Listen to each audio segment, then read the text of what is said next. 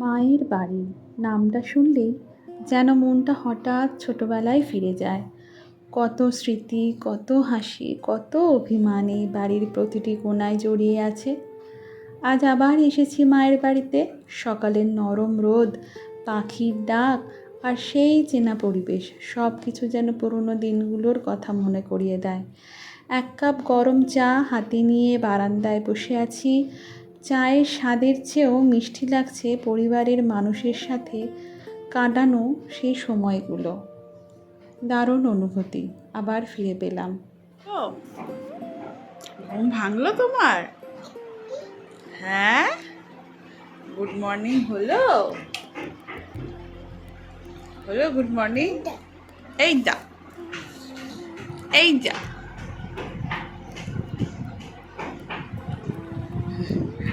এর ব্যস্ততায় আমরা অনেক দূর এগিয়ে যাই, কিন্তু মায়ের বাড়িতে পা রাখলেই মনে হয় সময় যেন থেমে গেছে। সব কিছু আগের মতোই আছে, শুধু আমরা একটু বড় হয়ে গেছি।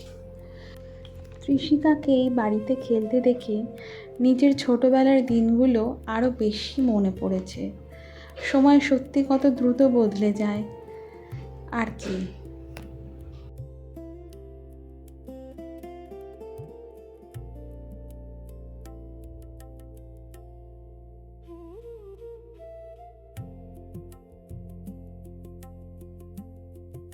দিনটা শেষ হয়ে আসছে, মনটা বারবার বলছে আর একটু যদি থাকা যেত।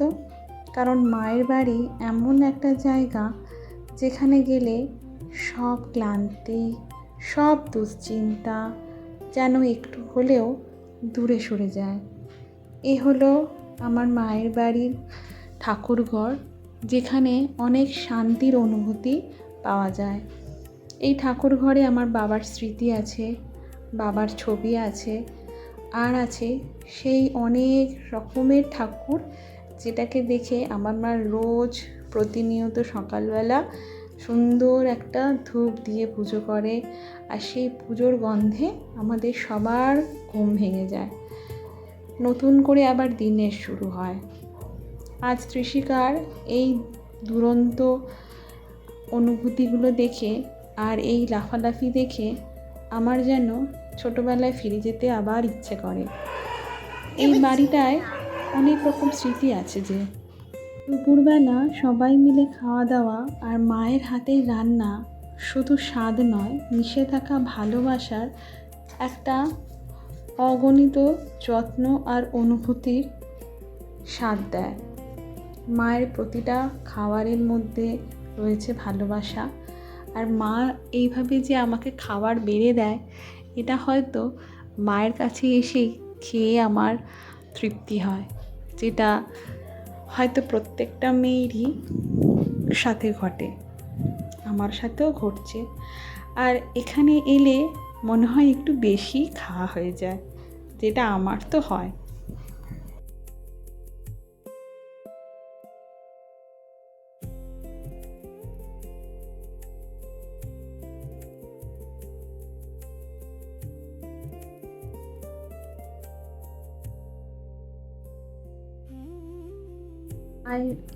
মায়ের বাড়ি এলে ত্রিশিকা যেভাবে দিদিমার সাথে খেলে, সেই খেলনার সাথে একটা অদ্ভুত আনন্দ জড়িয়ে আছে। আমার মাও আমাদেরকে খুঁজে পায়, আবার আমাকে, আমার দাদাকে ছোটোবেলার সাথে আবার রিলেট করতে পারে।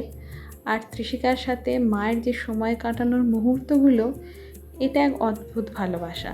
এই ভালোবাসার কোনো রকম বিকল্প নেই।